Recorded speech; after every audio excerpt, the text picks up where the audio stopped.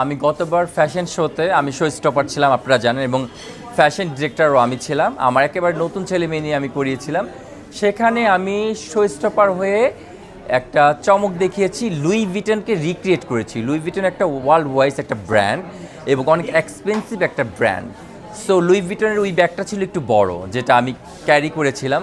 আর আজকের লুই ভিটনের ব্যাগটা this look, এটা মিনি ব্যাগ। আমার লুই ভিটনের দুই ধরনেরই ব্যাগই আছে, তো ভাবলাম যে আজকে এই ব্যাগটা আমি নিয়ে আসি, এবং আজকে মনে হচ্ছিল এই ড্রেসের সাথে আমার এই ব্যাগটা খুব যাচ্ছে।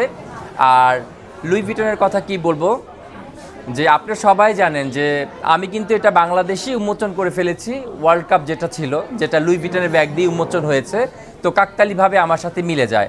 আমি কিন্তু ওয়ার্ল্ড কাপ উন্মোচন হওয়ার আগেই রুমি কারিম বাংলাদেশে লুই ভিটনকে রিক্রিয়েট করে এটা দেখিয়ে দিয়েছে সবাইকে, তো পুরা বিশ্ব জেনেছে, পুরা বিশ্ব দেখেছে। আর আরেকটা মজার কথা বলতে চাই, আমি অবাক হয়েছি যে আমার সাথে ফেসবুকে অ্যাড ছিল এক আমাদের ভাই, বাঙালি ভাই।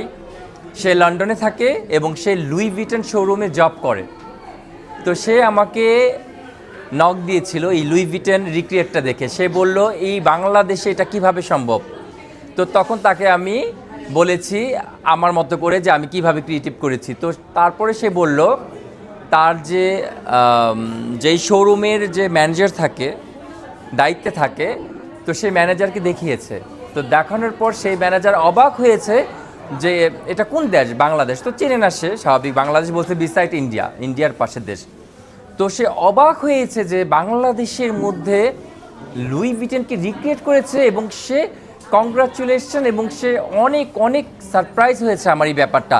তো সে আমাকে জানিয়েছে। তো আমার কাছে এই ব্যাপারটা ভীষণ ভালো লেগেছে যে লুই ভিটনের ওইখানকারই এক কর্মকর্তা সে এই জিনিসটা খুব অ্যাপ্রিসিয়েট করেছে। আপনার যে ব্যাগটা ক্যারি করছেন এই মুহূর্তে, তো এটা যদি আমি একদম লুই ভিটনের শোরুম থেকে নিতে যাইতাম, সেক্ষেত্রে কেমন অ্যামাউন্ট লাগতো একটু এটা আমি আপনার প্রোডাক্টের কথা জিজ্ঞেস করি, লুই ভিটন আসলে এটা তো আমি এখন তো লুই ভিটন অনেক সময় ডিসকাউন্ট দেয়, অনেক সময় দেখা যায় যে ওদের বিশেষ দিনগুলোতে কিন্তু ওরা ডিসকাউন্ট দেয়। তারপর হচ্ছে আপনার লুই ভিটন তো এখন আপনার হচ্ছে যে আপনি অন্য অন্য দেশের বাইরে গেলেও আপনি ওইটার মাস্টার কপিটাও পেয়ে যাবেন।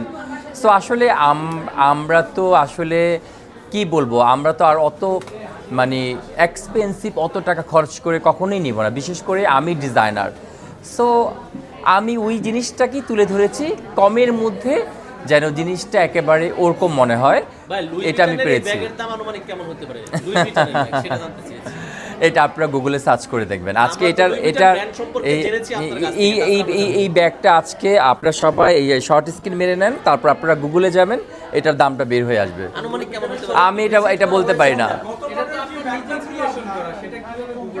ওইটা আমি পারচেস করেছি দেশের বাইরে থেকে, এটাও আমি দেশের বাইরে থেকে পারচেস করা।